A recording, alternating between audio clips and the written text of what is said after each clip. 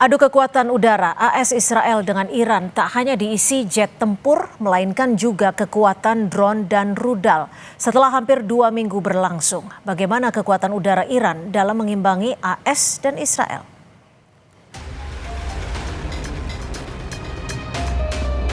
Gelombang serangan rudal dan drone Iran dalam operasi True Promise 4 terus berjalan dengan target Israel dan sejumlah pangkalan militer Amerika di Timur Tengah. Salah satunya adalah gelombang serangan rudal ke-29 yang dilakukan tak lama setelah Majelis Pakar memilih Mojtaba Khamenei sebagai pemimpin tertinggi yang baru.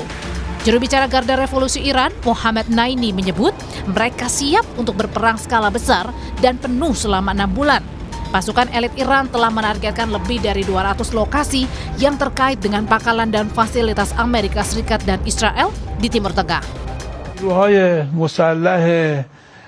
توانمند ما مقتدر جمهوری اسلامی حداقل برای یک جنگ تمام عیار 6 ماهه پر شدت با همین ریتم فعلی آمادگی کامل دارند. Tidak hanya rudal, persenjataan Iran juga mengandalkan serangan drone. Drone andalan Iran yang paling ikonik saat ini adalah Shahid 136. Drone ini didesain untuk serangan satu arah. Drone juga sulit dideteksi radar karena ukurannya dan mampu terbang ratusan kilometer menghantam target dengan hulu ledak sekitar 40 hingga 50 kg. Drone sering dijuluki sebagai AK-47 udara karena biaya produksinya yang murah namun sangat efektif dalam perang asimetris. Begitu efektif hingga Amerika Serikat dilaporkan mengembangkan tiruannya. Jenis drone lain yang juga jadi andalan Iran adalah Mohajer 10. Jangkauan drone ini hingga 2.000 km, memungkinkan serangan ke target strategis yang sangat jauh.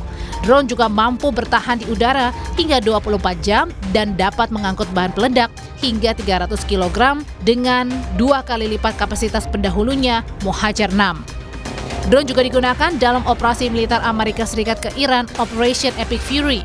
Salah satunya adalah LUCAS, Low Cost Unmanned Combat Attack System. Ini adalah senjata terbaru AS dalam serangan ke Iran.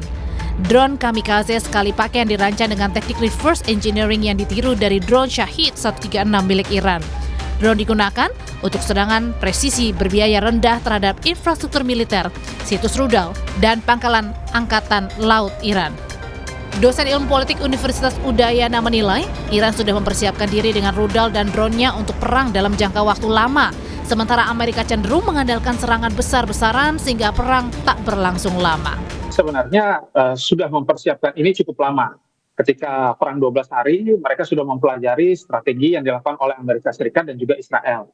Dan hari ini, kesiapan itu tentu dari logistik yang mereka miliki. Dengan konsepsi swarming yang sangat presisi dan juga serangan rudal yang sangat tepat. Amerika tentu tidak bisa.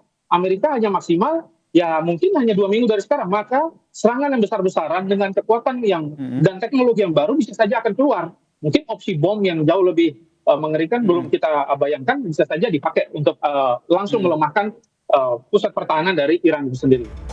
Konfrontasi drone antara Iran dan Amerika Serikat bukan lagi sekedar simulasi, melainkan babak baru dalam sejarah peperangan modern. Di balik adu canggih teknologi perang, stabilitas kawasan Timur Tengah tetap menjadi taruhan utamanya.